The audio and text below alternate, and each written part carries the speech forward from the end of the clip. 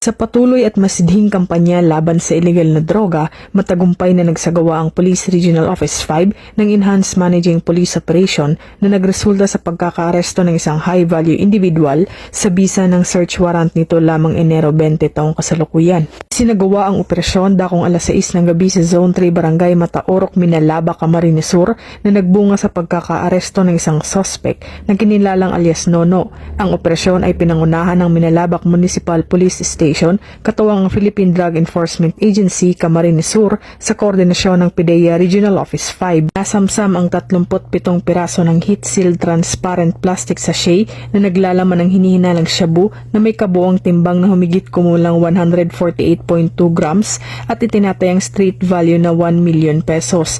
Nasamsam din ang isang caliber 45 na baril na kargado ng 4 na bala.